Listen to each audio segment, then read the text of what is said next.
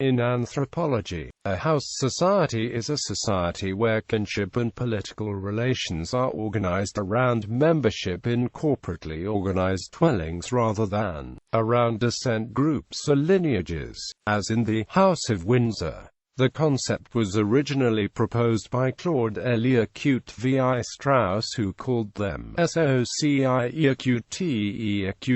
a maison. The concept has been applied to understand the organization of societies from Mesoamerica and the Moluccas to North Africa and medieval Europe. The house society is a hybrid, transitional form between kin-based and class-based social orders, and is not one of Lévi-Écoute V.I. Strauss' elementary structures of kinship. Lévi-Écoute V.I. Strauss introduced the concept as an alternative to corporate kinship group among the cognatic kinship groups of the Pacific region. The socially significant groupings within these societies have variable membership because kinship is reckoned bilaterally and come together for only short periods. Property, genealogy and residence are not the basis for the group's existence.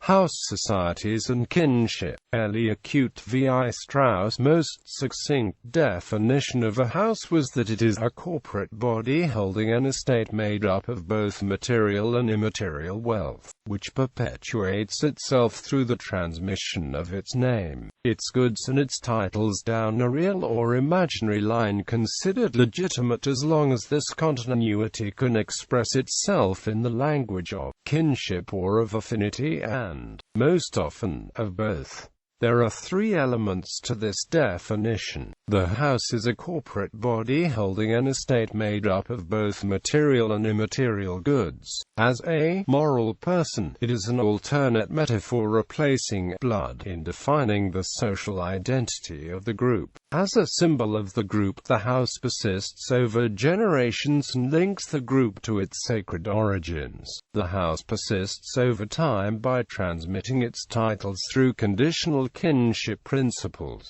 patrilineal descent and matrilineal descent, filiation and residence, hypergamy and hypogamy, close marriage and distant marriage, heredity and election. All these notions, which usually allow anthropologists to distinguish the various known types of society, are united in the house, as if, in the last analysis, the spirit of this institution expressed an effort to transcend, in all spheres of collective life, theoretically incompatible principles. Only the core group will inhabit the house as a residence. The other house members will only come together on special ritual occasions, making this an occasional kinship group.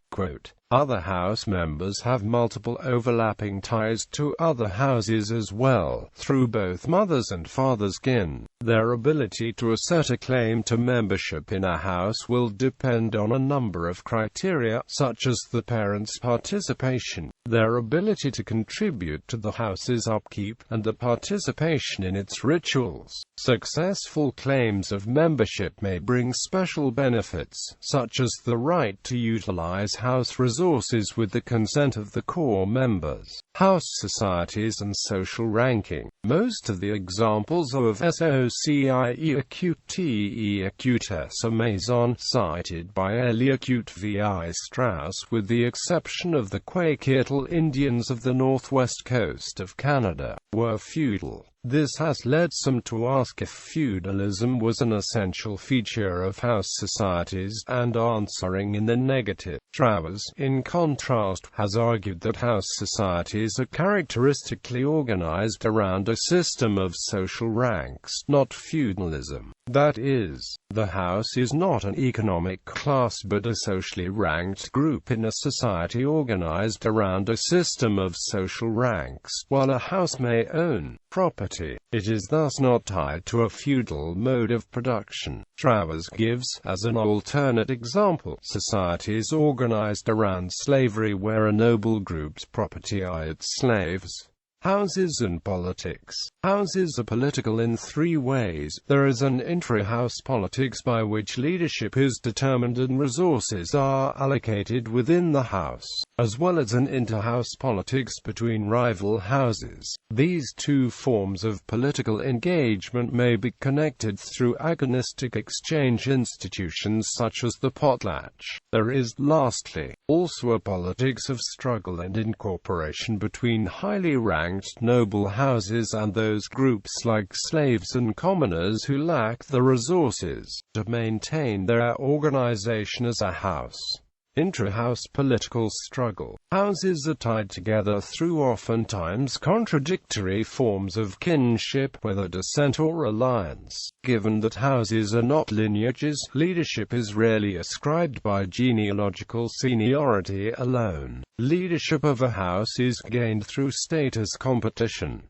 Inter-house political struggle. A number of traditional Southeast Asian kingdoms, such as those in Bali, or the Kingdom of Luwu in Sulawesi, were dominated by noble houses that competed with each other for control of the state. These states have alternately been described as mandala states, political struggles between classes within a house society, although they may be referred to as house societies. Not all societies with houses have those houses uniformly distributed among all ranks and classes. The house in Bali, as well as in the Kingdom of Luwu in Sulawesi, is an optional kinship group. Travers has argued that class and house formation are linked. He points out, for example, that the inherited estate of some Sulawesi house societies in the Kingdom of Luwu is composed of slaves, that is, the house's property is composed of another social rank of individuals.